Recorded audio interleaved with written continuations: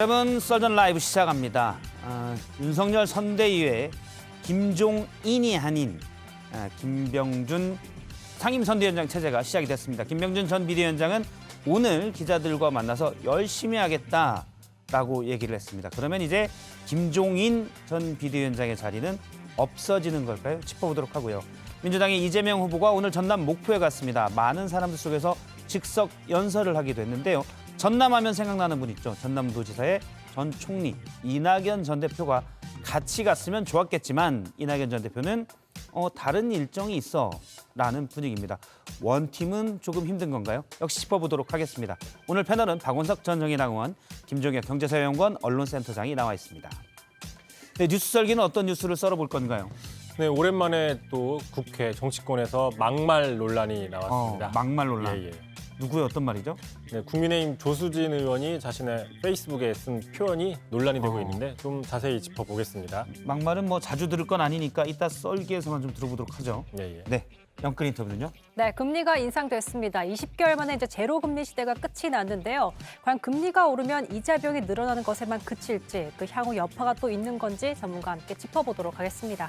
뭐 저를 비롯해서 대출받을 분들 많을 텐데 네. 일단 금리가 오르면 이자 부담은 커지고요. 맞습니다. 네, 썰전 라이브 본격적으로 시작합니다.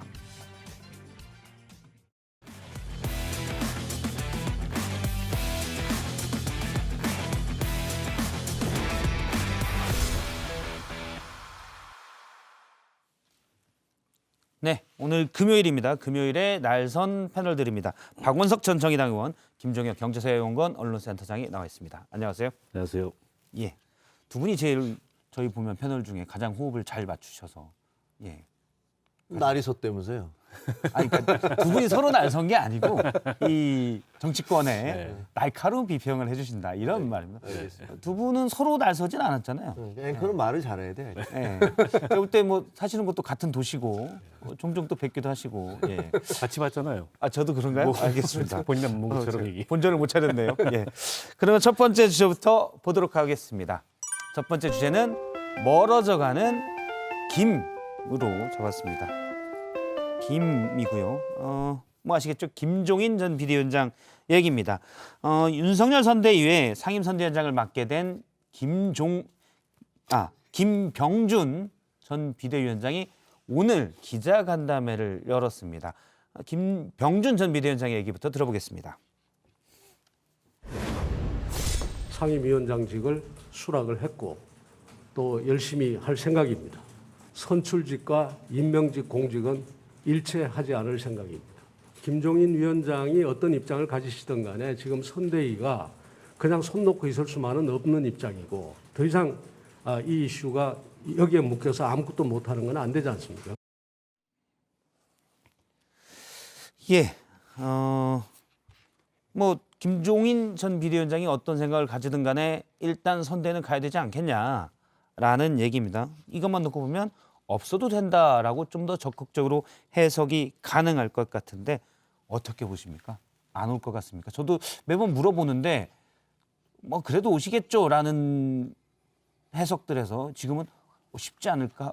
뭐 이런 어렵지 않을까? 이런 느낌도 좀 있는 것 같아요. 저도 뭐 똑같이 그렇게밖에 말씀드릴 수밖에 없는데요. 애초에 저는 갈등이 벌어졌을 때 그래도 어쨌든 김종인 전 비대위원장도 이번이 마지막 기회고 정치적으로 본인이 원하는 뜻을 펼칠 수 있는 후보를 통해서 마지막 기회라고 생각을 할 거기 때문에 이렇게 저렇게 우리가 흔히 밀당이라고 얘기하는 밀고 당기기를 하다가 결국은 들어오시겠지. 뭐 이런 예상들이 많았잖아요.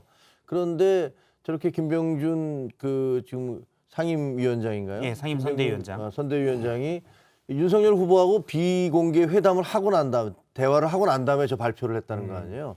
그렇다면 뭐 나는 내 길을 가겠다 이런 뜻이기 때문에 저렇게 일단 굴러가기 시작하면 예.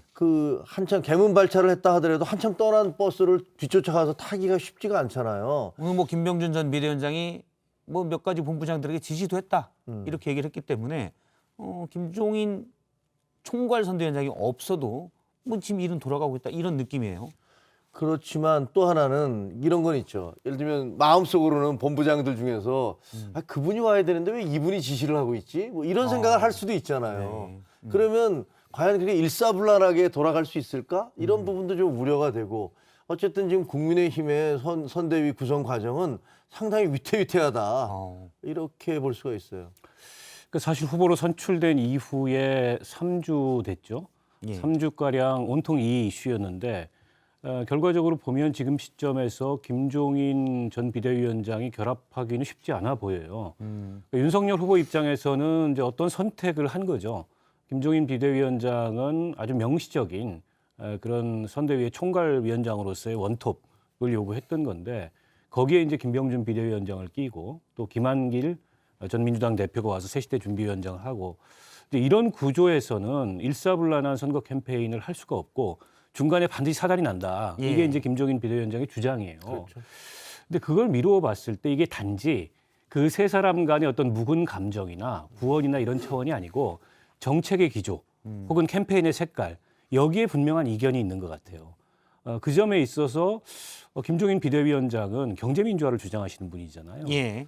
그러니까 어떻게 보면 정부의 일정한 그 시장 개입이 필요하다 경제민주화를 위해서는 이런 노선인데 김병준 그 비대위원장은 참여정부 출신임에도 불구하고 시장 불개입주의자입니다. 예. 게다가 이제 김종인 비대위원장은 지난번에 비대위원장으로 왔을 때 기본소득을 정강 정책에 넣을 정도로 이를테면 좀 불평등이나 양극화나 이런 문제에 대비해서 부의 재분배를 위한 적극적인 국가의 역할 예. 이런 것들을 요구하는 반면에 그런 측면에서 김병준 비대위원장하고 잘 색깔이 안 맞는 측면이 있고 두 분이 원래 메시지와 방향이 다르군요. 그런 것 같아요. 거기에 있어서 이게 선거운동 중간에 불거진다면 오히려 이제 득보다 실이 크다 이런 판단을 김종인 비대위원장이 한 게 아닌가 싶고요. 문제는 이제 윤석열 후보가 김종인 비대위원장을 잡지 못함으로 해서 생기는 리스크가 뭐냐? 일단 약간 리더십의 손상이 갔어요. 리더십이 센 줄 알았는데 예. 이게 이 스타일만 강하지 리더십이 결코 그렇게 강한 건 아니구나. 조금 구체적으로 말씀해 주시면 결국에는 정치력 발휘를 못한 거죠. 김종인 비대위원장을 설득을 하든 아니면 김종인 비대위원장이 요구하는 그런 보다 확실한 선대위 체계를 만들든 둘 다 이도저도 아닌 어정쩡한 상황에서 개문발차를 하는 것 자체가 어떻게 보면 윤석열이라는 대선 후보에 대해서 그 후보가 가뜩이나 정당 정치 경험이나 정치 경험이 예. 부족한데 지금부터 흔들리는 거 아니냐 이런 정치력이 인상을 없다는 걸 드러낸 네, 거구나. 이런 인상을 준 측면이 있고요. 또 한 가지는 김종인 비대위원장이 옴으로써 얻을 수 있는 플러스 효과보다 오지 않음으로써 생길 수 있는 마이너스 효과가 굉장히 걱정된다는 거죠. 저분이 광화문 사무실에 앉아가지고 기자들이 계속 가거든요. 예. 그러면 한마디씩 중요한 시기 때마다 한마디씩 툭툭 던지고 예를 들어서 안 되는 사람이야. 정치하면 안 되는 사람이야. 뭐 이런 식의 화법을 구사를 하면 굉장히 큰 데미지가 될 수 있어요. 벌을 잡은 줄 알았더니 뭐 헨리의 성을 잡고 잠깐 놓쳤다. 뭐 이렇게 아니 뭐 얘기할 그렇게 수도 예를 있고요. 들자면 그런 식의 툭툭 던지는 화법들이 거기 다 언론들이 그게 주목하고 그렇죠. 있고 다 받아 쓰거든요. 그게 이제 결정적일 때 윤석열 후보한테 악재가 될 수 있죠. 이게 경선 과정에서 사실 김종인 비대위원장이 많이 도와줬어요. 위태위태할 때 마지막에 힘을 경선 확 실어줬죠. 막판에 이번 대선은 윤석열과 이재명의 대결이다. 이럼으로써 결정적으로 이 홍준표 후보를 주저앉히고 윤석열 후보가 결국에는 후보가 되는데 마지막에 결정적 역할을 했단 말이죠. 이런 식의 화법을 이 대선 중간에 툭툭 구사하면 그게 굉장한 윤석열 후보의 리스크가 될 수 있기 때문에 지켜는 봐야 되겠습니다만 막판에 어떻게 해서든지 조정을 해서 결합할 가능성도 있다고 봐야죠. 가능성은 조금 남아있다. 어떻게 보세요? 저는 이게 그러니까 윤석열 후보는 이른바 삼김이라고 하지만 예를 들어서 좀 더 정확히 얘기하면 김종인 원톱에 김병준, 김한길 이런 구조로 생각을 했을 것 같은데 처음부터 이게 가능한 그림이었을까요? 김종인 전 비대위원장 성격에 그렇지 않죠. 그러니까 만약에 그 어떤 사람을 쓸 때는 그 사람의 어떤 경력 그리고 그 사람의 성격 이런 예. 것들 다 고려를 해야 되잖아요. 근데 뭐 김종인 전 비대위원장 같은 경우는 그 이전에 박근혜 전 대통령과도 그렇죠. 같이 하다가 이게 수틀리니까 이제 그만두신 거고 예. 그다음에 문재인 전 대통령 아주 현 대통령과도 예. 그때는 대통령이 아니셨으니까 그때 대표 같이 시절에 하다가, 대표 시절에 같이 하다가 이제 그 떨어져 나왔을 정도로 내가 내 마음에 들지 않으면 나는 같이 할 수 없어 이런 것들을 분명히 하잖아요. 그런데 거기다가 이제 삼김 체제라는 말 자체가 나오니까 내가 어떻게 그 사람들하고 연륜으로 보나 경력으로 예. 보나 나이로 보나 어떻게 나를 거기다 같이 묶어 놔라는 것들에 대한 감정적인 그런 그 거부감 이런 것들이 굉장히 크셨던 것 같은데 문제는 지금 박원석 총장 얘기하신 대로 이게 정리가 안 되면 앞으로 저분이 그리고 또 지난번에 국민의힘 떠나면서 그 아사리판이라고 이렇게 바로 네. 그냥 공격을 했잖아요. 본인이 비대위원장을 했는데 떠나면서 주호영 원내대표하고 그때 사이가 안 좋았던 이유로 해서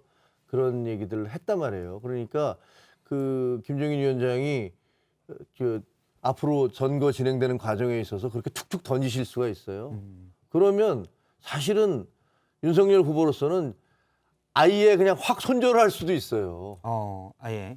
그렇죠. 근데 그 타격을 덜 받으려면 아예 김종인 박사하고 김종인 비대위원장하고 저분이 말이야 뭐 우리 선거에 왜 개입하려고 그러냐라고 하면서 오히려 공격을 할 수도 있죠. 저분은 우리 편 아니다. 우리 편 아니다. 라고 해야 원래부터 아니었다. 비판을 해도 덜 아프죠. 그렇죠. 왜냐하면 상대방이 내가 모시려고 하는 분이 나를 계속 비판해. 그럼 아프지. 하지만 저분은 원래 그랬어. 그러니까 원래 안 했는데 말이야. 그럼 이런 식으로 비판을 해서 손을 딱 끊어버리면 그러면 이제 좀 피해 가려고 하겠죠.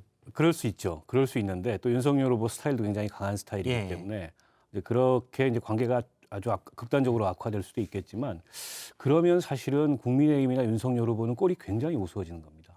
마지막까지 김종인 비대위원장의 바짓가랑이를 붙잡았던 상황에서 거기에 이제 김종인 비대위원장이 이제 이 자기의 뜻이 관철이 안 돼서 가지 않았다. 가지 않은 상황에 쓴소리를 하는데 저 사람은 원래 저런 사람이야 라고 얘기를 한다면 원래 우리 편이 아니었어 얘기를 한다면 그 이상의 자가당착이 어디가 있습니까? 게다가 지금 민주당 일각에서는 김종인 비대위원장을 우리가 데려와야 된다. 이런 의견까지 나오고 있다는 거예요. 그러면 이재명 후보와 김종인 전 비대위원장이 뭐 사이가 그렇게 나쁘지는 않다. 전화 통화했다는 건 인정을 했고. 홍은아 의원이 또 얘기를 했더라고요. 물론 이제 뭐 그렇게까지 갈지야 모르겠습니다만 어쨌든 지금 이 상황은 가뜩이나 이 윤석열 후보 측의 컨벤션 효과로 지지율 격차가 나고 있던 상황이었는데 이재명 후보나 민주당 입장에서는 나쁜 상황이 아니에요. 어찌됐건 김종인 비대위원장이 민주당을 잘 알고 또 저분이 선거에 있어서만큼은 판을 읽거나 어쨌든 이 메시지, 어젠다의 주도성을 유지하는데 일종의 어떤 특기가 있는 분이기 때문에 저분이 저기 가지 않는다는 것만으로도 그리고 뭐 가지 않게 되면 결과적으로 저 윤석열 후보나 국민의힘 측하고 감정이 좋을 리가 있겠습니까? 선거 중간중간에 툭툭 한마디 하는 것만으로도 의도하지 않았던 효과를 누리는 그러면 거죠. 윤석열 선대위에 사실은 선대를 어떻게 꾸려갈 것인가는 국민의힘의 대선 후보로 설출된 윤석열 후보의 첫 원톱으로서의 숙제였잖아요. 사실은. 점수를 주신다면 간단히 몇 점 주시겠습니까?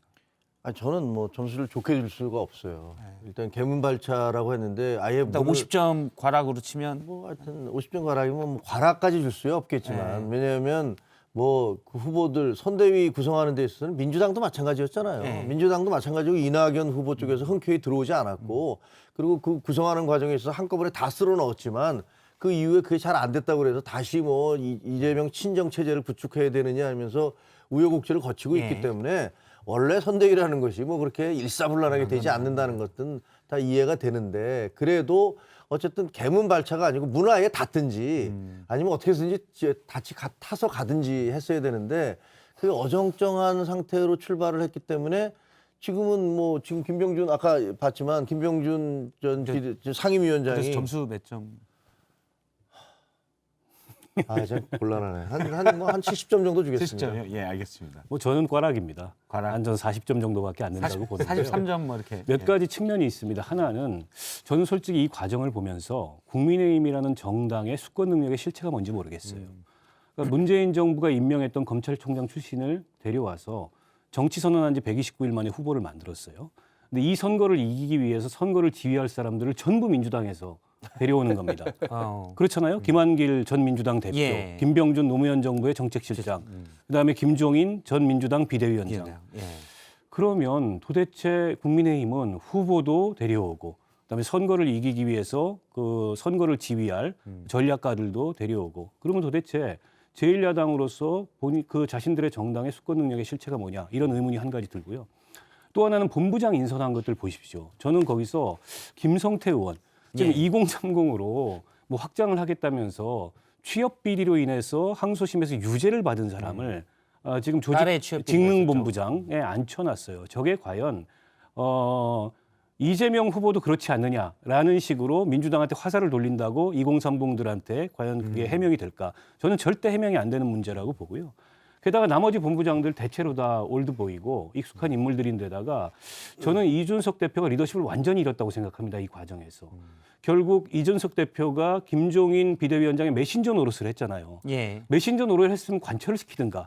근데 관철도 못 시키고 본인은 선대위에 가서 지금 홍보 미디어 본부장을 하고 있대요. 물론 네. 본인의 그 특장점이 그런 본인이 기능에 원해서 했다고는 했습니다. 네, 그런 기능에 있는지는 모르겠으나 얼마 전만 하더라도 영선의 30대 당대표로 주목을 받으면서 국민의힘의 새로운 물결을 일으켰던 그런 대표치고는 지금 선거 과정에서 리더십을 잃고 굉장히 기능적인 요소로 예. 전락하고 있다.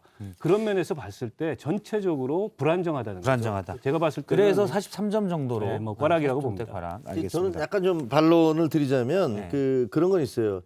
지금 말씀하신 대로 김종인, 김병준, 김한길 다 민주당과 관련이 있던 분이고 그다음에 후보를 보더라도 윤석열 뭐 검찰총장 예. 했던 분이고 문재인 그다음에 정부의 예를 들면 검찰총장. 김동연 이분은 이제 뭐 재경부 기재부 장관 했던 예. 분이고 또 최재형 뭐 감사원장 했던 분이고 더 얘기하자면 안철수 같이 했던 예. 분 아니에요.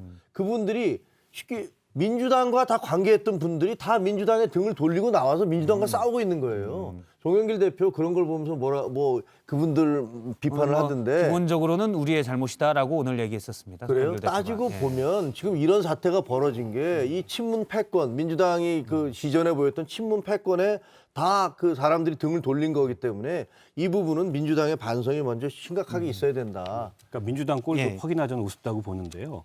결국 이번 선거 이 구도 전체로 보면 심상정 후보를 제외해 놓고는 대체로 후보든 선대위원장인 다 메이드 인 민주당이에요. 그런 면에서 봤을 때 이게 그랜드 민주당 vs 심상정의 대결이다. 이번 선거 구도가.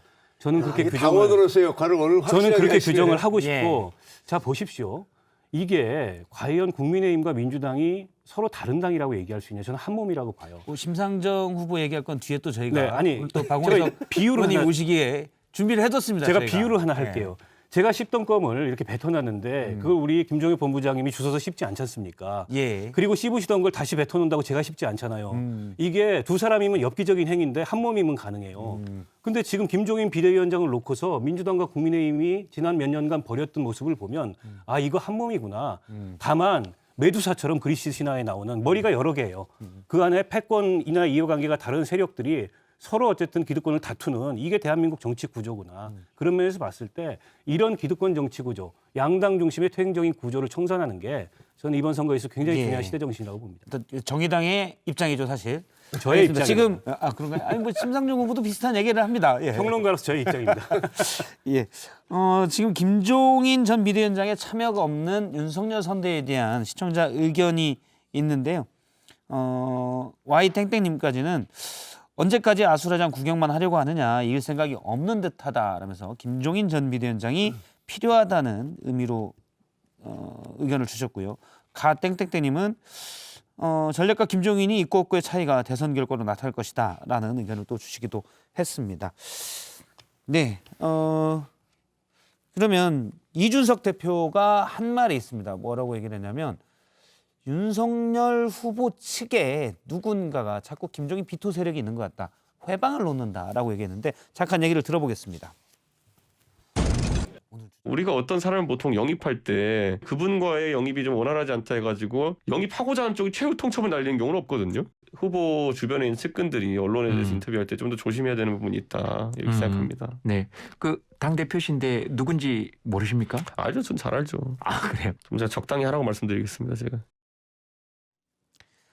네, 저도 뭐 기사를 보다 보면 이 기사 제목은 김종인 전 비대위원장 보면 엄청 기분 나쁠 텐데 라는 기사들이 종종 있더라고요. 뭐 최후 통첩도 그런 표현 중에 하나였고. 목리 부린다 뭐 이런 예. 얘기들. 그렇죠. 뭐, 기분 나쁘죠. 그거. 예, 김종인 전 비대위원장 볼 땐 이것들 봐라 하고 그래서 이제 주접 떨고 있다라는 표현이 나오기까지 했습니다. 분명히 뭐 있겠죠. 그 안에서 윤석열 선대위 내부에서 저분 오면 안 돼라는 세력들이 있겠죠. 당연히 있겠죠. 당연히 있을 것이고 그다음에 어쨌든 뭐 저분이 오면은 왜냐하면 김종인 전 비대위원장 같은 경우는 항상 누구를 이렇게 쳐내시는 게 전공이었잖아요. 예.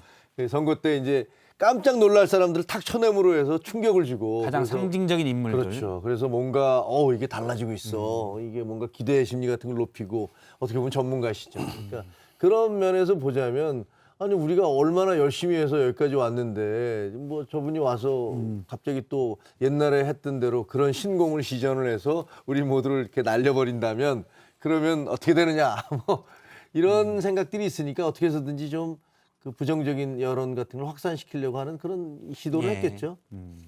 결국에는 이제 저런 얘기를 함으로써 못 오게 하겠다. 이제 이런 의도가 포함된 그런 발언들이고 이게 이제 뭐 그 보면은 특히 이제 큰 선거 앞두고서 그 대표나 혹은 후보의 이른바 핵심 관계자 예. 명의의 익명 인터뷰 이런 것들이 특히 이제 뭐 당 통합이라든지 혹은 누구를 영입하는 과정에서 걸림돌로 작용을 하는데 이번에도 그런 케이스인 것 같고 사실 그런 얘기들이 많을 때는 후보 본인이 직접 좀 분명한 메시지를 내줘서 오해를 좀 풀 필요가 있는데요. 예.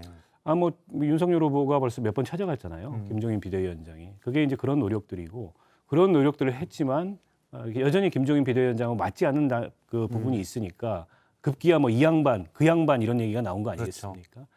그것도 일종의 이제 김종인 비대위원장 입장에서는 약간 좀 기분이 좋지 않은 표현이었을 텐데 뭐 여러 가지 측면에서 지금 김종인 비대위원장이 개문발차한 국민의힘 선대위에 뒤늦게 올라타기에는 여러 측면에서 모양새가 좀 사나워진 것 같습니다. 제가 두 분께 딱 단답형으로 요것만 여쭤볼게요. 김종인 전 비대위원장이 빠진 윤석열 선대위는 뭐 괜찮다, 난 오히려 좋다, 뭐 별 영향 없다, 손해다. 셋 중에 하나만 고르시면 손해죠. 손해다. 손해인 건 분명하죠. 100% 손해입니다. 100% 손해다. 예, 손해라고 합니다. 민주당에서 좀 좋아할 만한 일이 네. 생기고 있습니다. 그러면 두 번째 주제로 넘어가도록 하겠습니다.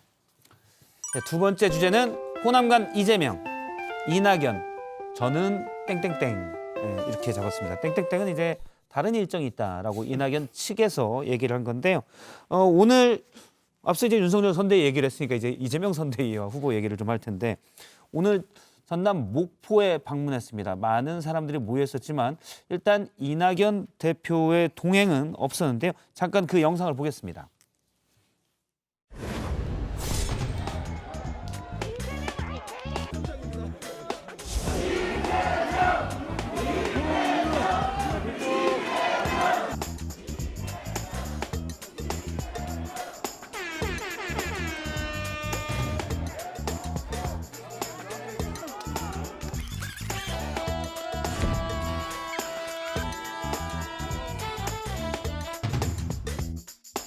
호남이 없으면 이 나라 민주주의와 개혁과 미래가 없다. 맞습니까? 대통령 당선되라고 하지 마시고 대통령 당선되게 만들어 주세요.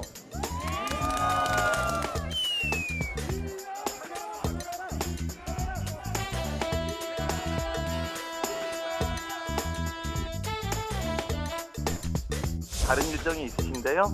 근데 이낙연 전 총리님도 적극적으로 도와주시고 있기 때문에 어떤 식의 출연이 있을 건지는 제가 부인하지는 않습니다.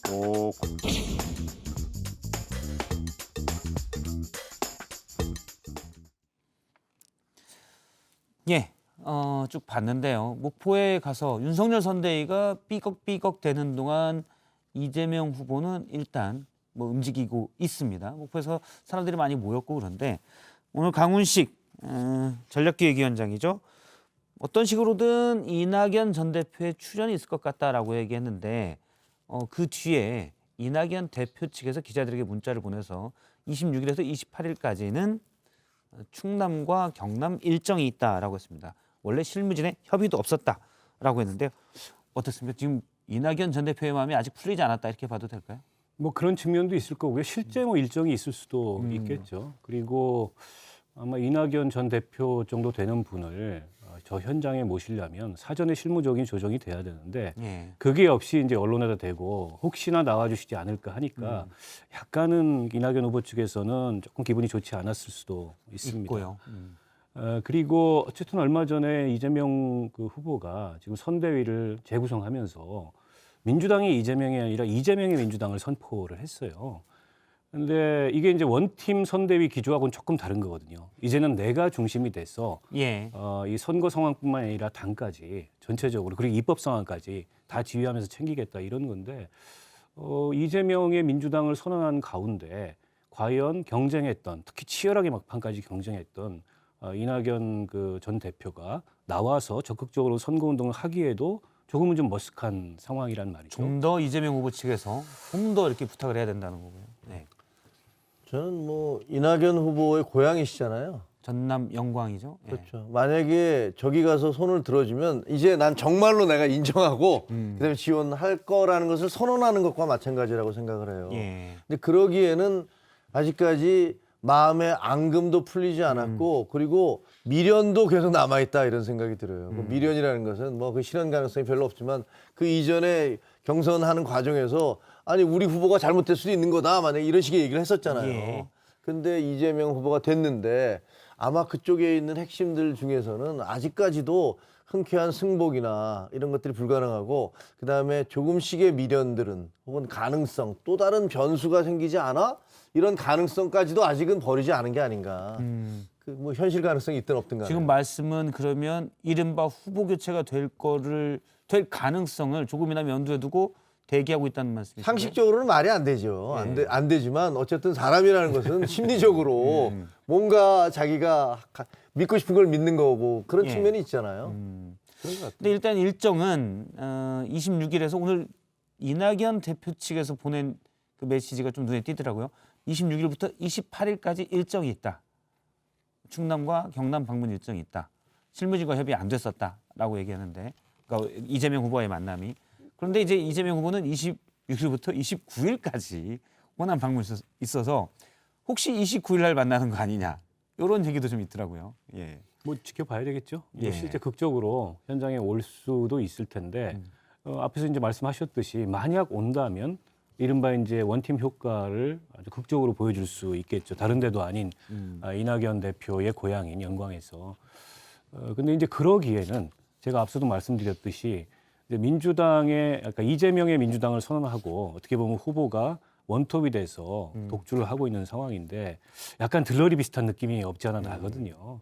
근데 아직 이제 이낙연 대표한테 시간이 좀 필요할 거고 이 상황을 전체적으로 받아들이고 뭐 이재명 후보의 승리뿐만 아니라 정권 그 재창출을 위해서 내가 정말 그 이 백의종군 하겠다.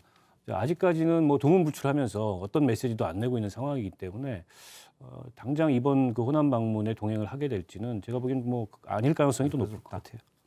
이재명 후보는 근데 3박 4일간 돌잖아요. 예. 그건 상당히 잘하고 있는 거라고 생각이 들어요. 이른바 메타버스 타고 돌고 있는데. 예. 그러니까요. 그것도 그렇고 지금 국민의힘에서는 좀 긴장을 하셔야 될 것 같아요. 그 예. 지난번에 윤석열 후보 같은 경우는 이제 호남, 신안 이쪽을 갔다가 이제 저 봉화마을까지 넘어가서 이렇게 쭉 한 바퀴 도는 걸로 했는데 사실 그런 거보다는 그 지역 어떤 지역을 이렇게 좀 사사치 훑고 다니는 게 중요하다고 하더라고요. 그리고 지금 시기적으로 봐도 일단은 이제 호남을 좀 잡아놔야지 그다음에 자기가 이제 본인이 뭐 자신 있게 좀 다른 쪽으로 확산시켜 나갈 수 있기 때문에 처음에 선대위 꾸리고 나서 굉장한 위기감 같은 게 있었잖아요. 이러다가 큰일 나겠어. 예. 그리고 저쪽에는 컨벤션 효과로 윤석열 후보가 계속 올라가는데 우리 격차 너무나 이런 것들 때문에 그 위기의식의 반영인지 그 이후에 지금 움직이는 거를 보면은 잘 짜여져 있다라는 생각이 들어서 저게 실질적으로 지금 뭐 저희가 그 여론조사 결과에서도 좀씩 변화가 나타나고 있잖아요. 격차가 줄고 있죠. 격차가 줄고 있는 걸로 일반 트렌드로 그렇게 나타나고 있는데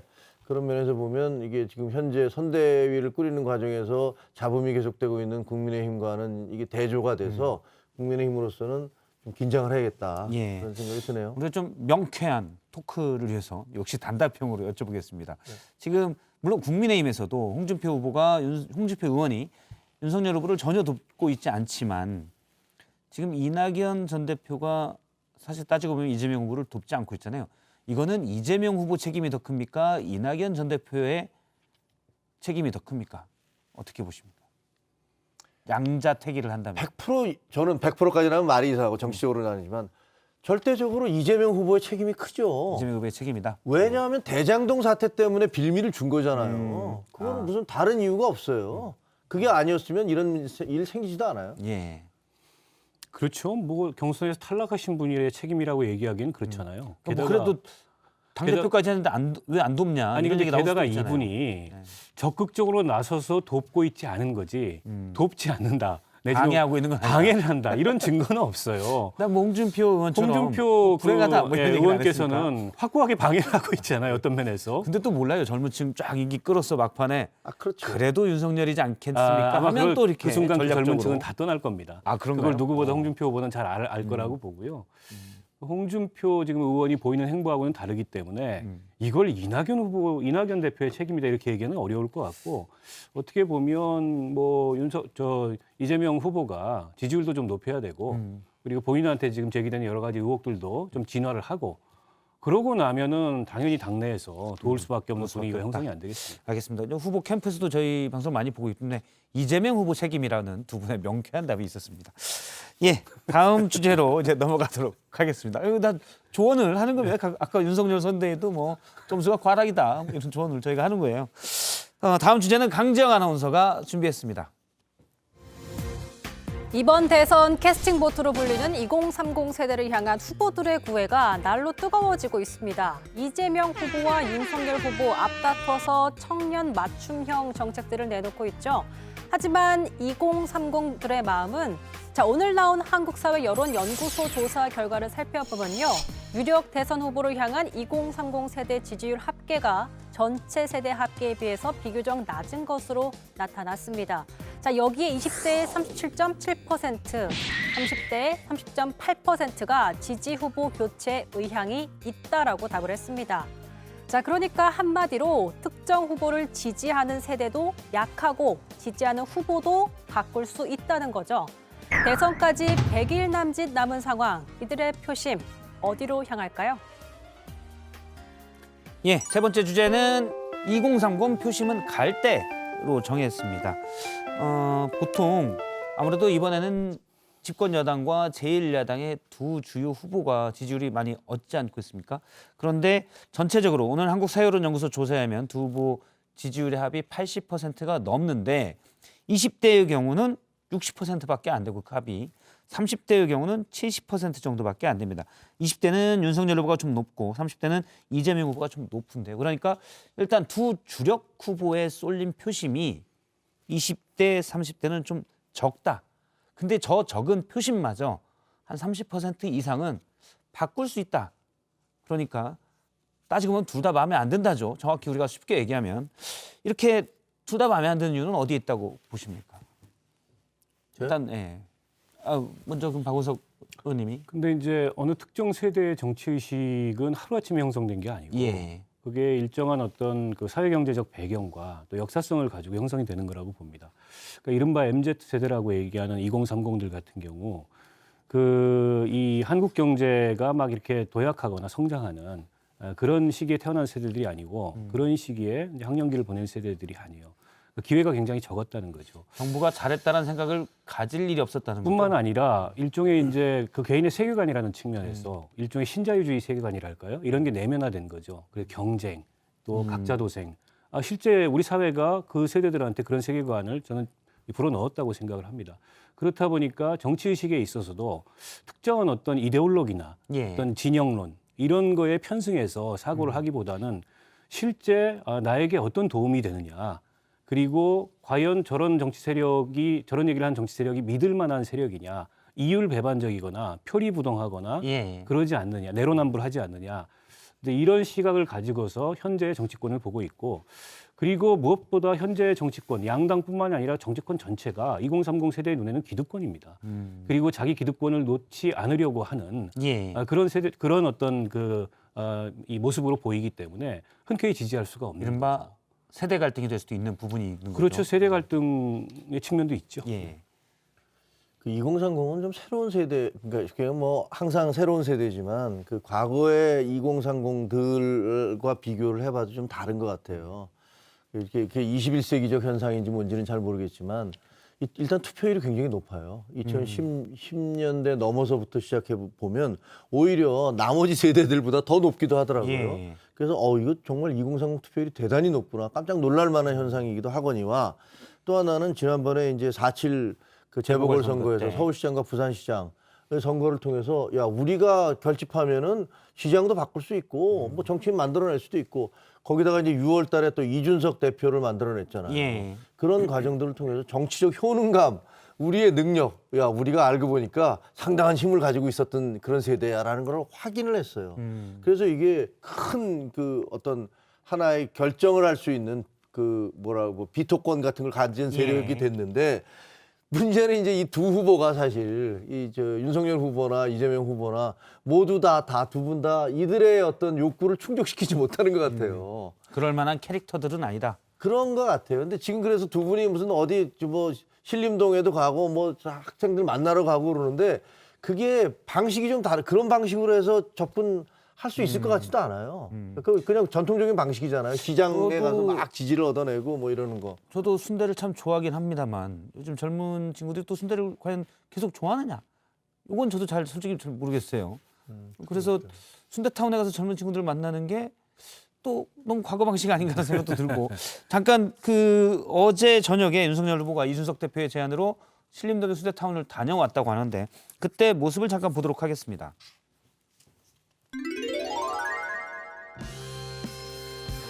안녕하세요. 저 윤석열 후보 아시죠? 네. 안녕하세요. 윤석열 후보. 안녕하세요.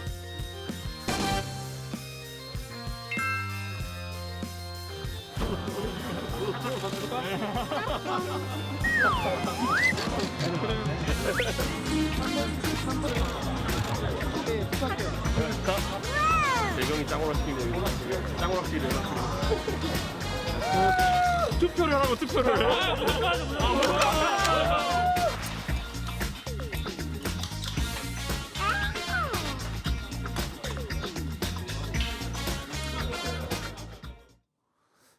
예.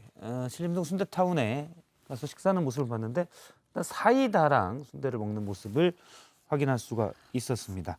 앞서 이제 목포 동부시장에서는 이재명 후보가 그다음에 윤석열 후보는 어젯밤에 순대타운에 간 모습인데 말씀하신 것처럼 저런다고 과연 저게 얼마나 도움이 될까 뭐 이런 지적도 좀 있어요. 그래도 도움이 될까요? 네, 그래도. 그래서 아니 물론 도움이 되겠죠. 네. 도움이 안 되지 않겠죠. 네. 아무래도 접점을 조금이라도. 넓히고 얘기를 들어주는 모습을 보이는 것들이 그 친구들한테 가서 나 어제 윤석열 대표랑 사진 찍었어. 윤석열 후보랑 사진 찍었어. 그렇죠. 그런데 이제 윤석열 그러면 친구가 이준석이랑 찍었어? 그게 궁금해. 뭐 이렇게 물어보면 또 의문의 일패일 수도 있겠네요. 예.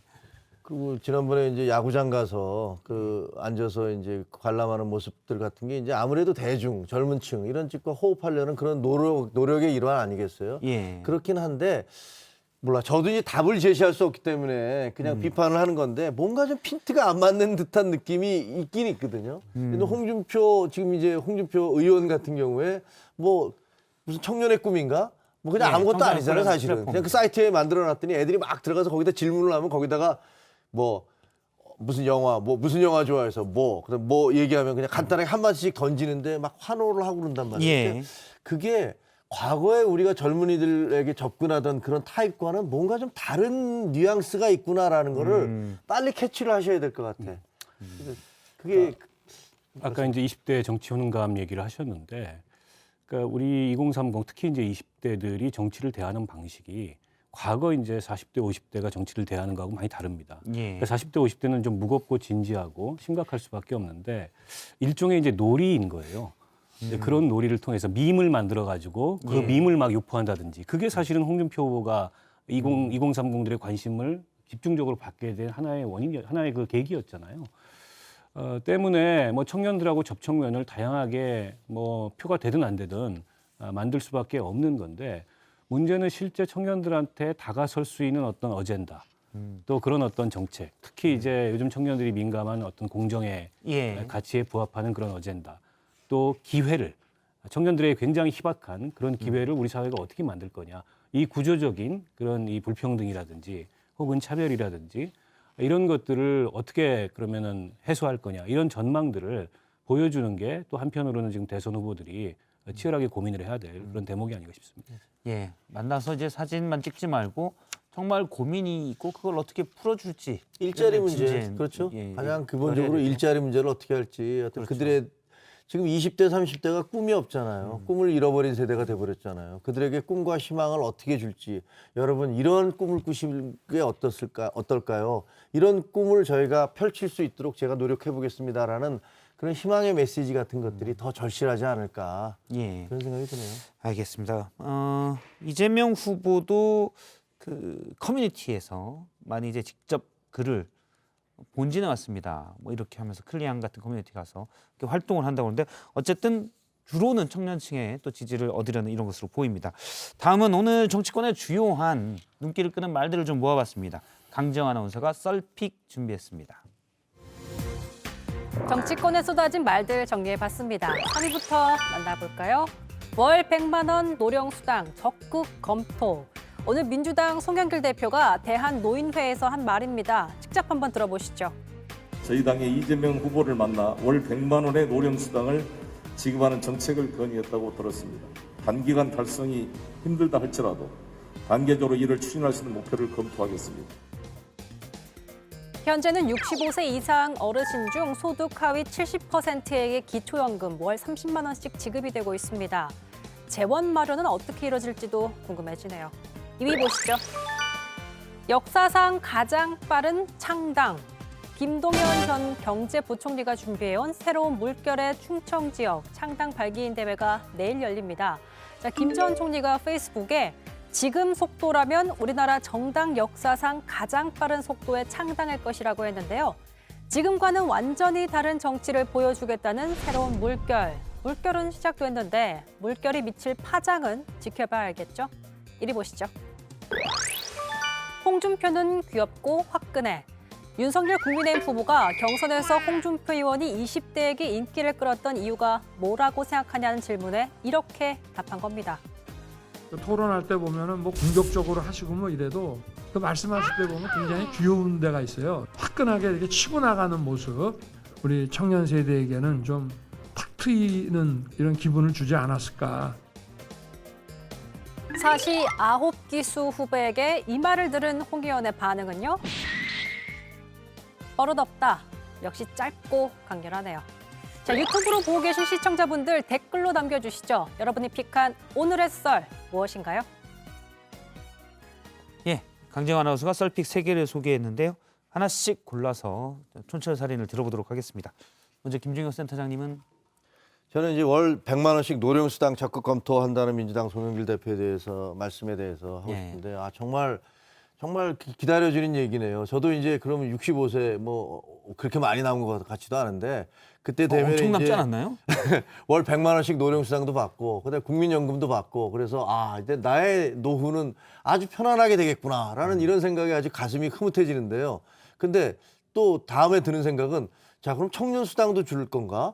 직장인 수당도 줄 건가? 그다음에 뭐 여성 수당도 줄 건가?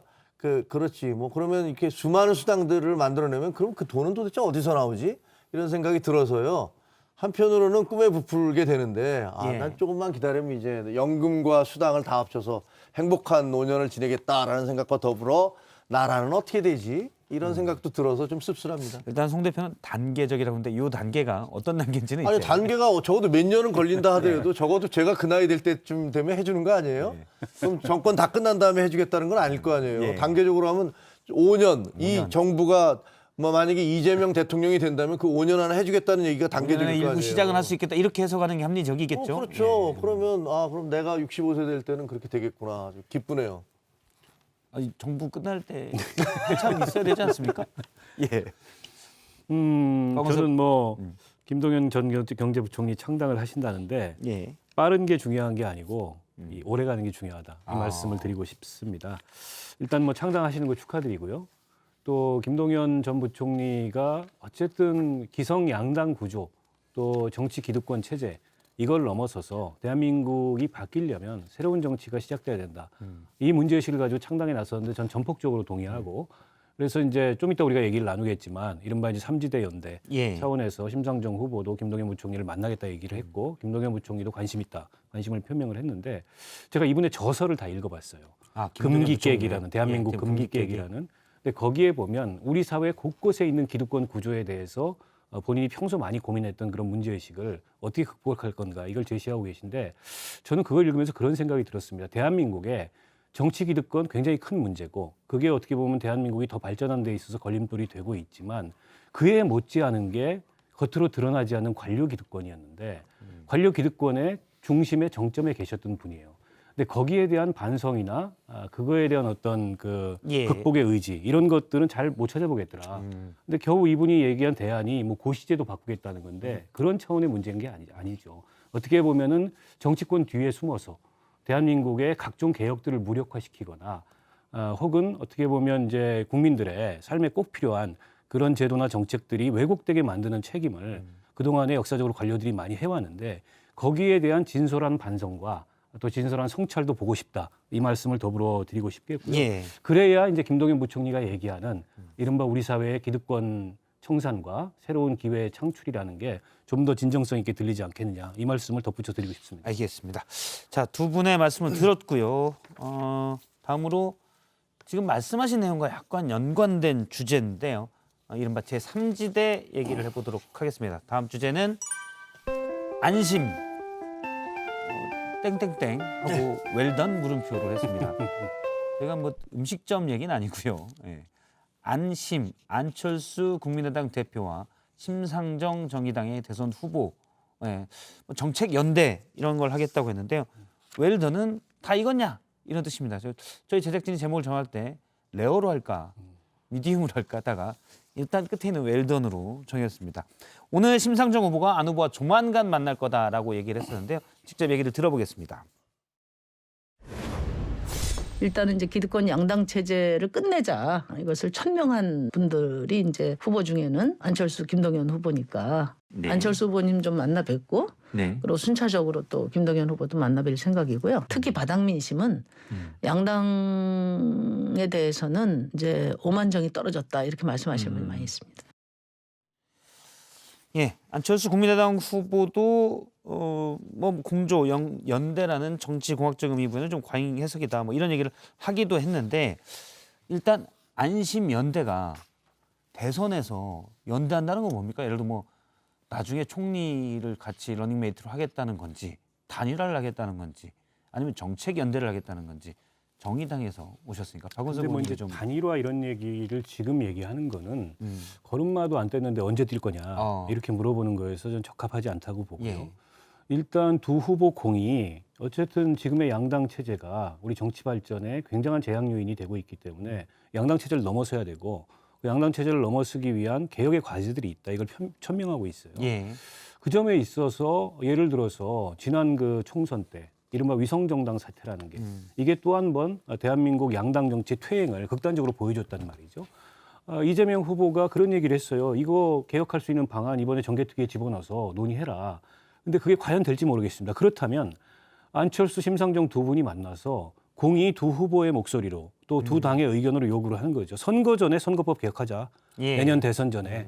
그리고 연동형 비례대표제의 취지를 제대로 살릴 수 있는 위성정당 방지장치 만들고 예. 캡 씌운 거 벗겨내고 이런 과제들에 있어서 공조하고 연대할 수 있는 그런 여지는 충분히 있다. 양당의 가치와 역사성이 다르긴 하지만 뭐 대선의 어떤 결과물을 두고 연대한다기보다는 대선이라는 정치의 가장 화려한 국면 속에서 같이 목소리를 내자는 거군요. 그렇죠. 또 한 가지 이런 겁니다. 지금 이 윤석열, 이재명 후보 다 이 어떻게 보면은 수사 대상 선상에 올라와 있습니다. 그러니까 서로 특검을 가지고 공방을 벌이는데 교차 특검 얘기도 나왔어요. 근데 지금 소강 국면이에요. 그러면 국회에서 이거 결의해서 교차 특검하고 이른바 쌍특검이라고 하는 그리고 각자 이렇게 교차해서 지명해서 제대로 공명정대한 그런 수사 결과가 나올 수 있도록 하자. 이런 현안에 있어서 공조할 수 있는 여지도 분명히 있고 그 위에 우리가 이제 2030 정책 얘기를 했었는데 그 2030들 특히 이제 청년들의 미래와 관련된 정책에 있어서 서로 공조할 수 있는 대목이 있다면 이건 김동연 후보까지를 포함해서 그런 공동 정책들을 발표하는 이제 그런 어떤 연대도 가능하다고 보고요. 그리고 그런 연대들이 성숙되다 보면 이런 정책 공조 이상의 사안별 공조 이상의 어떤 연대나 뭐 이런 논의들로 발전할 수 있을지 모르겠습니다만 워낙에 이게 안철수 후보나 국민의당과 정의당과 심상정 후보의 갖고 있는 가치나 역사성이 다르기 때문에 그건 저희도 쉽지 않다고 봅니다. 근데 제가 앞서 말씀드렸던 그런 연대만 하더라도 지금 이 두 양당의 두 후보가 보이고 있는 굉장히 퇴행적인 선거 상황에서 우리 국민들이 좀 볼 거 있는 그런 대선으로 이 대선 국면을 바꾸는 데 있어서 굉장히 큰 기여를 할 수 있다고 봅니다. 예. 저는 제가 지금 어떤 당을 지지하고 뭐 어떤 후보를 지지하고 이런 것과 상관없이 사실 양당 체제, 그 국민들의 선택권이 두 당 중 하나밖에 없다라는 것은 문제다라고 생각을 해요. 예. 그리고 뭐 그동안에 이제 기자 생활을 하면서 관찰을 해보면 사실은 여소야대일 때 그리고 여러 개의 당이 있을 때 국정이 오히려 더 잘 돌아갔어요. 아, 그런가요? 예. 뭐 옛날에 생각해 보세요. 뭐 노태우 대통령 때 DJ, YS 그리고 JP가 각각 당을 만들어서 서로 견제를 했잖아요. 그때 여러 가지 법들이 개혁 입법들이 많이 만들어졌어요. 오히려 조율과 이른바 정치가 돌아간다는 말씀이시죠? 그렇죠. 어떻게 보면 지금 뭐 이거 민주당에서 들으면 기분 나빠하겠지만 민주당이 180석 얻어갖고 한꺼번에 이렇게 밀어붙이는 이 정치가 가장 나쁜 정치예요. 이 체계 밸런스가 돼야 되거든요. 그런 면에서 저는 뭐 정의당에 대해서는 그 기존에도 뭐 여러 차례 얘기했지만 정의당이 자기 몫이 있어요. 그 몫을 제대로 해주시길 바라고 정의당 외에도 보수 쪽에서도 뭐 안철수 후보가 됐든지 어떤 누가 될지 뭐 김동연 후보가 될지는 잘 모르지만 나름의 대안으로서 목소리를 낼 수 있는 그런 정당들이 역할을 좀 해줬으면 좋겠어요. 예. 그래서 왜 대한민국 정당에서는 뭐 미국은 물론 공화당과 뭐 민주당의 양당으로 계속 돌아가고 있지만 거기는 우리보다 훨씬 그 내부의 제도적인 민주화가 이루어져 있기 때문에 뭐 거수기로 다 움직이고 그러지 않잖아요. 예. 그렇다면 우리는 그게 안 된다면 저는 그런 작은 제3지대 정당들이 이번 선거에서도 역할을 좀 해주시고 그래서 자기 자리를 잡아서 이 국민들에게 제3의 선택을 할 수 있는 기회를 주면 좋겠다. 저희도 그래서 이렇게 패널들이 다 어떻게 보면 여야 그러다 보니까 뭐 민주당과 국민의힘 이런 쪽으로 많이 나오는데 금요일은 썰전의 제3지대. 썰전의 제3지대로 국민의힘 쪽 얘기를 또 많이 하시기도 하지만 뭐 비판적이신 아니, 제3지대로 오실 거예요. 아, 제3지대로 오실 국민의힘에서 이제 발을 빼기 시작했습니다. 아, 제가요? 조금씩 빼기 시작했습니까 이제? 아, 이제 발목만 남아 있는. 아니 그냥 제가 어떤 당을 지지하든 간에 전체 정치를 위해서는 그런 게 필요하다. 제3지대가 필요하다 이렇게 생각해요. 예. 그래서 저희도 뭐 박원석 의원님의 말씀을 듣고 납니다. 금요일에 이렇게 제3지대의 목소리를 듣긴 하는데 단일화는 그래도 안철수 심상정 단일화는 저희가 잘 머리 위에 확 떠오르진 않아서. 네, 그건 뭐 저도 떠오르지 않습니다. 그거는 이제 일단 뭐 가치가 좀 다르기도 하고요. 또 그동안의 정치 행보도 많이 달랐고 예. 또 전망도 좀 다를 거예요. 이런 상황에서 어떤 공학적인 단일화를 한다는 건 아마 양쪽 당의 당원들이 받아들이기가 쉽지 않은 그런 일이어서 제가 보기엔 그런 논의를 하는 건 좀 지금 섣부르다고 보고 다만 이렇게 볼 것 없는 이런 선거에서 이른바 이제 좀 국민들이 귀담아 들을 수 있고 볼 거 있는 그런 공간을 넓히고 그런 공간의 볼륨을 키운다는 것 자체로서 굉장히 큰 의미가 있고 또 실제 내년 대선 전에 이재명 후보 저렇게 서두르고 있는데 개혁 입법 이거 하자 저거 하자 정치 개혁을 위해서 이거 하자 저거 하자 이런 결의를 제3지대에서 모아서 양당을 압박할 수 있다고 봅니다. 알겠습니다. 안심은 현재 그러면 뭐 레어에서 미디엄 정도로 익어가는 단계. 뭐 미디엄은 갔고요. 아, 미디엄 갔나요? 웰던으로 곧 갈 겁니다. 예. 조만간 웰던 단계로 알겠습니다. 오늘 두 말씀 여기까지 듣도록 하겠습니다. 고맙습니다.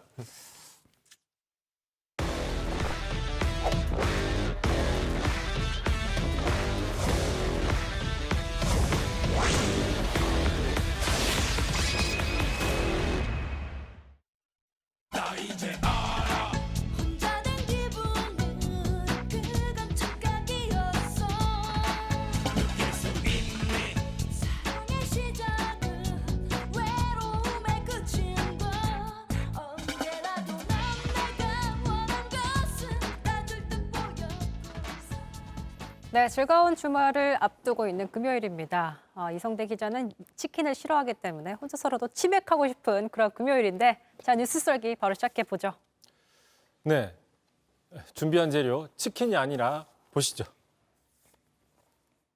단어라든지 어떤 문장을 이어가면서 나온 실수가 아니라 그 말 자체가 정말 막되고 상스럽다.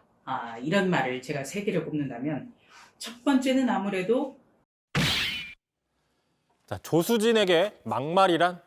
앞서서 조수진 국민의힘 의원이 약간 막말에 대한 정의를 설명하고 있던 것 같은데 자, 기자 출신입니다. 근데 막말 취재를 정말 많이 했을 것 같은 기자 출신인데 정작 본인이 막말 논란에 휩싸인 상태입니다. 그렇죠. 자, 어제 윤석열 선대위 공보단장을 맡았죠. 맡자마자 첫날부터 막말 논란에 휩싸였습니다. 이재명 후보의 그 위장 변신을 하고 있다, 위장 쇼를 하고 있다라는 점을 비판을 하면서 자신의 페이스북에 이렇게 글을 올렸죠. 자, 아무리 사람의 변신이 무죄라지만 포르노 배우가 순정파 배우로 둔갑하는 것도 무죄인 거냐라고 써서 논란이 되고 있는 겁니다. 자, 앞서 보신 것처럼 조수진 의원의 막말에 대한 정의에 따르면 자, 말 자체가 막되먹고 상스럽다라는 거잖아요. 이 표현도 그런 범주에 든다라고 판단할 수밖에 없다라는 거죠. 어쨌든 국민의 입장에서는 이 후보를 비판하는 것 자체야 국민의 입장에선 얼마든지 할 수 있는 부분입니다. 하지만 표현 자체가 적절한지 비판이 나올 수 있는 상황입니다. 그러게요. 일단 막말이 난무하는 정치권에서도 아까 보신 것처럼 이런 표현들 좀처럼 좀 쓰지는 않습니다. 왜 그러냐?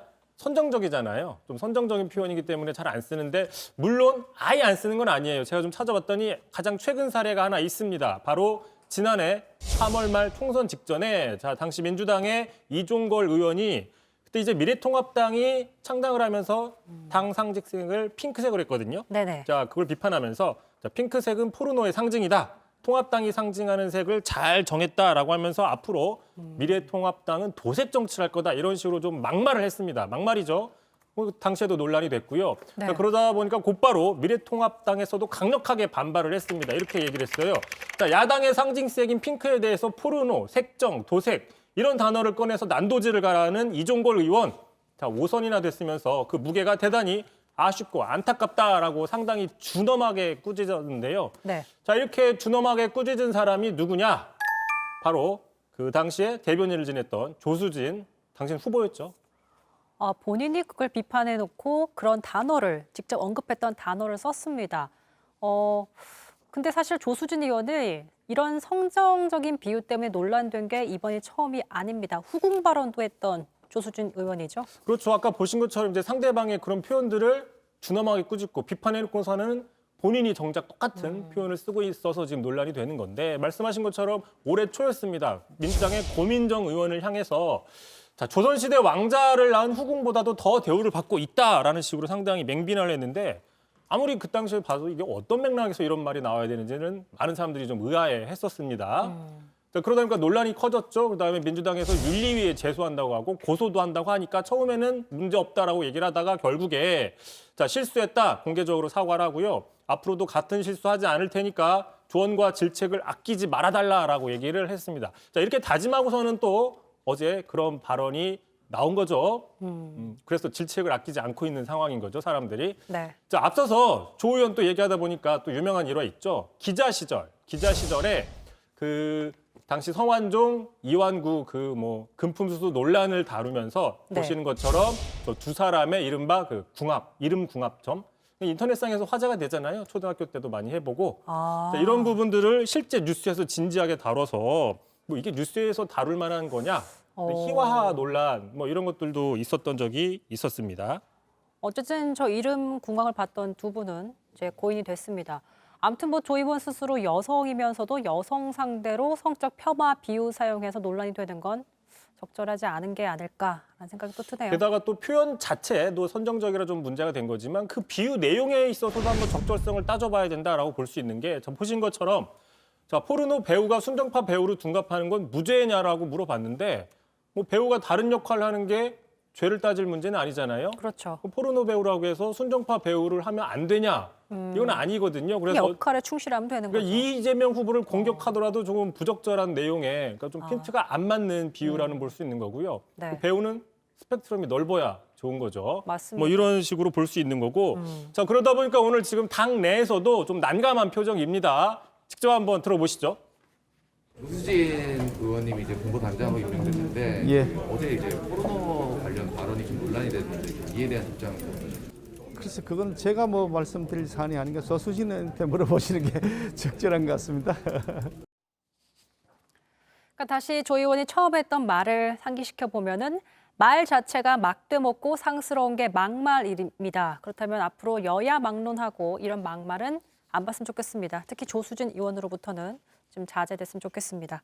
자, 두 번째 썰 주제 바로 보죠. 자, 두 번째 준비한 자료 바로 이겁니다. 공론을 분열시키고 그것을 강력히 뭔 소리야? 아니 뭔 소리긴 다음 대통령 지선을 뽑았다는 거지. 아줌마 여기 승자병이야. 자, 그가 남긴 호헌의 후예들 하정우 배우가 나왔네요. 언급하지 않아도 압니다. 네. 호헌, 헌법을 수호한다라는 뜻을 가지고 있죠. 그러니까 전두환 씨가 직선제를 개헌하지 않겠다는 호헌 조치를 87년도에 발표했던 거잖아요. 그렇죠. 이른바 4.13 호헌 조치라고 얘기를 하죠. 그러니까 직선제 안 하고 체육관에서 다시 후임 대통령을 뽑겠다. 임기도 그러면 7년, 그래서 1995년까지 할 만했는데 이 4.13 호헌 조치 이후에 전 국민들이 일어났죠. 그게 바로 그 유명한 6월 항쟁이었습니다.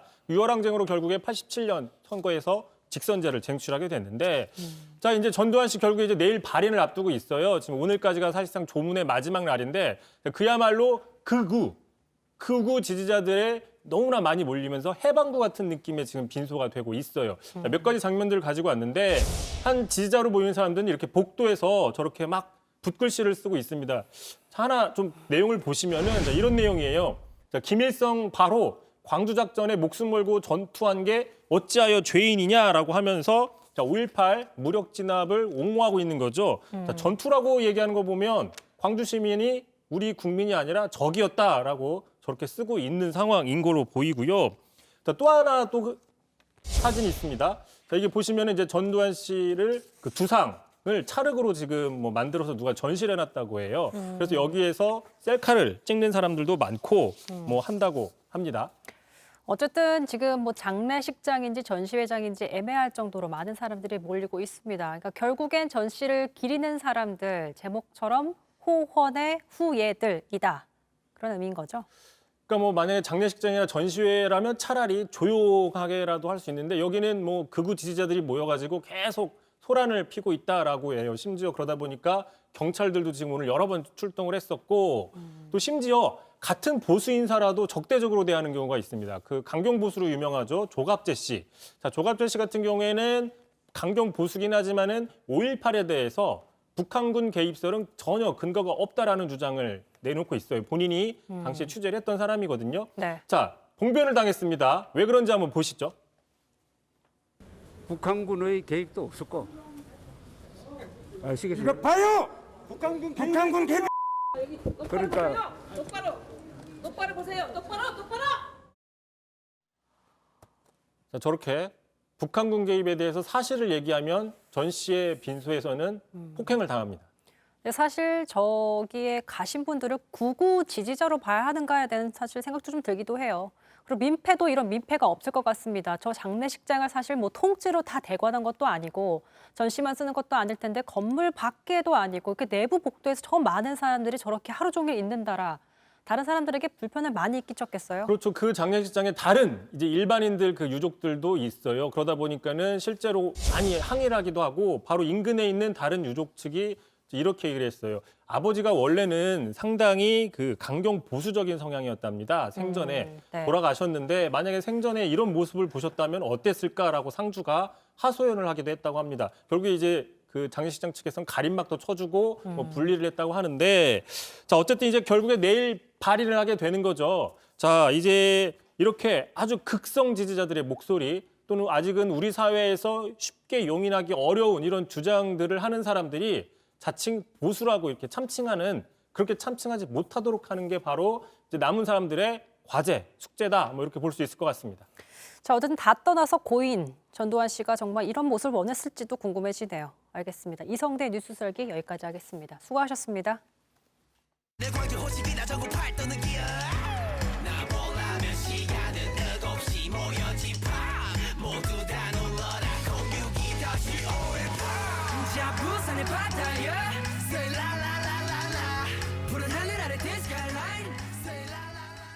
네, 바로 어제 한국은행 금융통화위원회가 기준금리를 연 0.75%에서 1%로 인상하기로 결정했습니다. 지난 8월에 이어서 두 번째 기준금리 인상 결정인데요. 자, 지난 1년 8개월 동안 이어져온 제로금리 시대, 이제 사실상 막을 내렸습니다. 그리고 이주열 한국은행 총재가 내년 1분기 중에 기준금리 추가 인상을 시사하기도 했는데 지금 미국에서도 금리 인상이 임박했다는 분위기가 강하게 형성이 되고 있습니다. 자, 그렇다면 금리가 올라가면 무엇이 어떻게 영향을 받게 될까요? 김광석 한양대 겸임교수 모시고 이야기 나눠보도록 하겠습니다.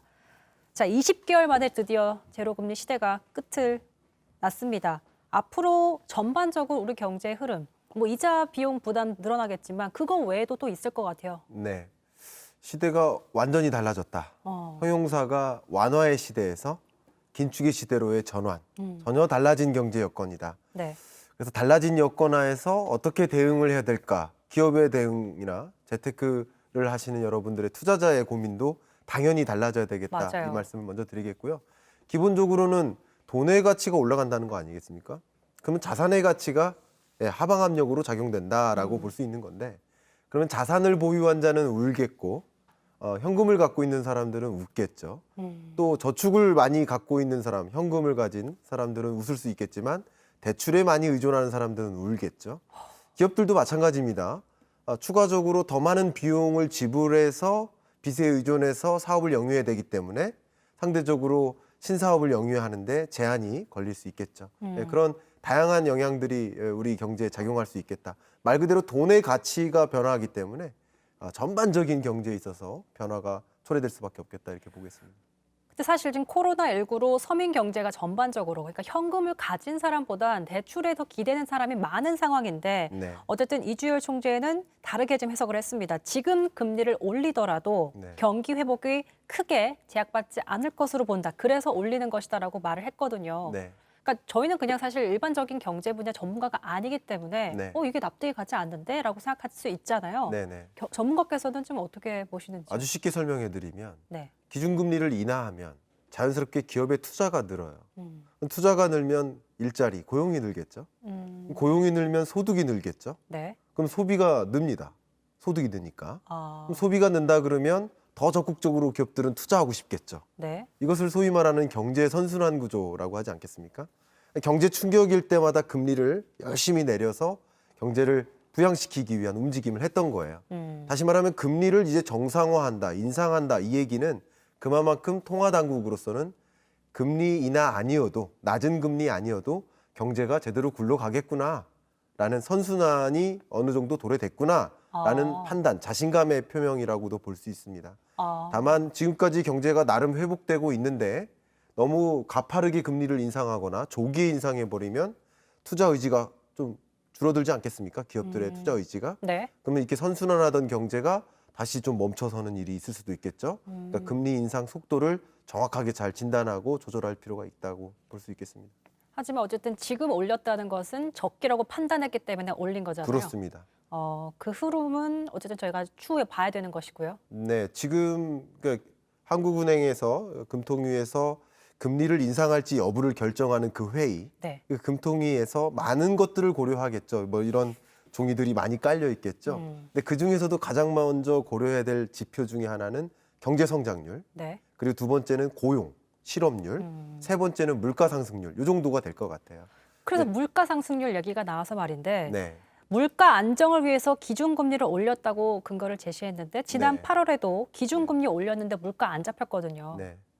근데 이번에 소비자 물가가 연말까지 오를 거라는 전망도 나오는 이 상황에서 금리를 올렸다. 물가가 그럼 이번엔 잡힐 것인가? 네. 자연스럽게 이제 궁금증이 생길 수밖에 없는 거거든요. 제가 절대 한국은행을 옹호하는 발언은 아닙니다. 오해하지 말아주시길 부탁드리고, 기준금리를 인상하지 않았으면 네. 물가는 더 올랐을 거죠. 그렇게 생각하시는 게 좋겠습니다. 오히려. 예, 왜냐하면 금리와 물가는 역행하는 그냥 불변의 진리입니다. 돈의 가치가 떨어지면 물건의 가치가 오르기 마련이에요. 맞죠. 근데 지금 물가 상승세가 계속 유지되는 과정이니까 금리 인상이 더 필요해진 시기라고 볼 수 있는 거죠. 그리고 이 물가 상승이 왜 그러면 안 잡혔냐, 물가 이렇게 고물가 왜 안 잡히는 거냐, 이 질문 많이 하실 텐데, 이 물가 상승률은 기준금리 인상 외에도 중요한 것은 물가는 전년 비교년도의 가격과 지금 현재의 가격을 비교한 거예요. 그러니까 다시 말하면 전년 동월의 가격이 더 중요해요. 지금 가격보다. 네. 근데 그때 가격이 마이너스였지 않습니까? 2020년을 한번 떠올려 보십시오. 네. 2020년과 비교하면 21년 내내 물가는 굉장히 높게 나타날 거예요. 그래서 기준금리를 인상한들 21년 동안에는 높은 물가 상승률이 계속 유지될 것이다 이렇게 말씀드리고 싶고요. 기준금리가 인상되고 이런 과정 속에서 22년에는 상당히 안정화될 것이다 이렇게 보겠습니다. 아까 말씀하셨을 때 현금을 가진 사람이 결국에는 조금 더 유리할 수 있는 그런 상황이다. 왜냐하면 돈의 가치가 올라가기 때문에. 그렇죠. 네. 그런데 대신 부채가 있는 사람들, 네. 대출 있는 사람들이 힘들다고 하셨어요. 그런데 그렇습니다. 지금 가계부채가 사상 최고치를 찍었습니다. 그러니까 기본적으로 금리가 올라가면 이자에 대한 부담이 올라가기 때문에 저희가 네. 예를 한번 들어보도록 할게요. 그러니까 만약 편의상 지금 뭐 금리가 그만큼 오른 건 아니지만 금리상 1%포인트가 오르게 됐을 때 자, 연 3.5% 3년 만기로 2억을 주택담보대출을 받았다. 그럼 90만 원이 나오거든요. 네. 근데 오르게 되면은 101만 원, 한 달에 11만 원, 1년에 132만 원. 네. 이거 부담이 커졌잖아요. 그럼요. 그분들은 그럼 어떻게 되는 거예요? 일단 특히 변동금리에 의존하는 대출자들, 그러니까 전체 약 75% 정도 됩니다. 우리 1,800조 원 정도 중에 약 75%가 변동금리 대출자다 이렇게 생각하시면 거의 맞을 것 같아요. 근데 상대적으로 변동금리에 의존하는 계층이 취약계층이고 저소득층인 계층이 많아요. 네. 주택담보대출은 상대적으로 고정금리 비중이 좀 높고요.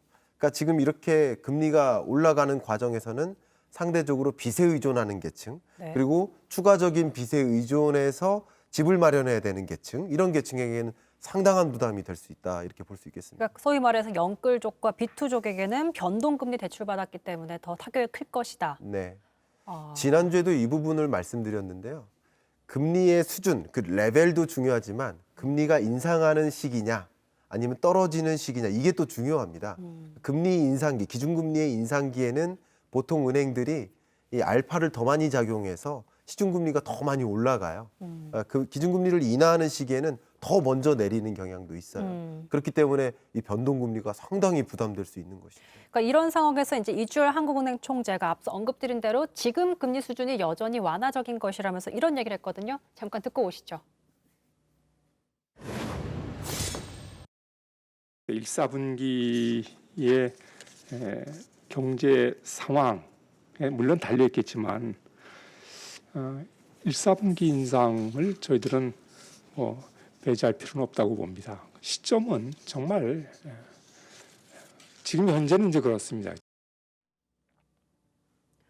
어쨌든 이런 시그널을 보냈는데 우선 내년 상반기 금리 인상 얘기하기 전에 미국 상황 좀 참고해서 말씀을 드려야 될 것 같아서 네. 먼저 미국 얘기 조금 해보도록 할게요. 좋습니다. 최근에 이게 제롬 파월 미국 연준 총재가 연임되면서 미국도 지금 물가 안정과 고용 안정을 최우선 과제로 꼽으면서 금리 인상을 시사하고 있습니다. 네. 원래 내년 6월로 예정이 되어 있었는데 좀 생각보다 빨라질 수 있다라는 분위기들이 나오고 있거든요. 네. 사실 좀 전반적으로 저희랑 처한 분위기가 좀 비슷해요. 비슷합니다.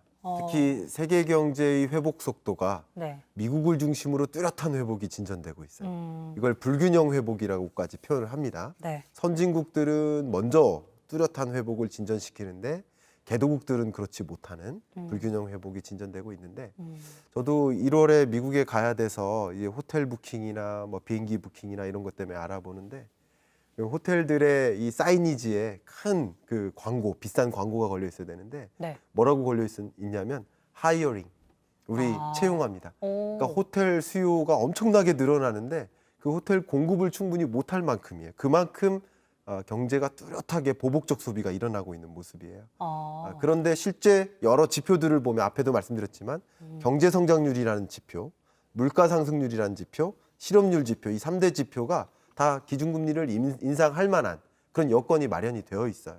그렇다면 우리도 내년에 상반기에 거의 뭐 추가 금리 인상은 사실상 이뤄진다라고 볼 수 있겠네요. 예, 기준금리 인상 여부는 그 누구도 진단할 수 없지만 물론 우리 금통위 위원들께서 결정하겠지만 그들의 마음속에 들어가서 생각해 본다면 네, 22년 상반기에도 기준금리 인상이 한 차례 정도는 있을 수 있겠구나 생각하시는 게 좋을 것 같습니다. 자, 마지막으로 일각에서 이제 내년에 근데 3월에 대선이 있기 때문에 정치적인 셈법으로 봤을 때는 사실 금리를 이렇게 계속 올린다고 하면은 네. 서민들의 이자 부담이 커지기 때문에 당장은 조금 부담이 될 수 있는 상황입니다. 그럼에도 올릴 것이다. 아니면 속도 조절론도 나오고 있기 때문에 네.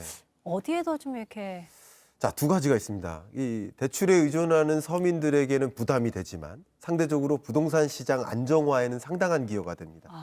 그러니까 부동산 가격 상승률이라는 지표 면에서 근거가 될 수 있거든요. 네. 현 정부의 실적으로서 몇 % 올랐다. 이게 자명하게 나타나거든요. 그런 면에서 좀 이 기준금리 인상이 더 필요한 것이다라고 생각하는 정치적 기조도 있다고 볼 수 있겠습니다. 두 가지 어쨌든 뚜렷한 좀 득과 실이 있겠네요. 여러 가지 지표를 봐야 되겠지만 또 투자 의지가 꺾이면 고용 회복도 더디거든요. 네. 그렇기 때문에 기준금리 인상 속도를 너무 가져가도 안 되고 아무래도 주택가격 상승세를 좀 잡아야 되겠다는 그런데 더 많은 관점을 둔다면 아무래도 기준금리 인상이 더 요구되는 정치적으로 요구되는 그런 경제라고 볼 수 있겠죠.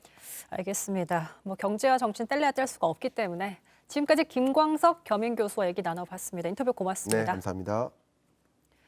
네, 오늘 썰전 라이브 여기까지입니다. 계속해서 뉴스룸이 이어지고요. 저희는 다음 주 월요일 저녁에 다시 찾아뵙겠습니다. 시청해주신 여러분 고맙습니다.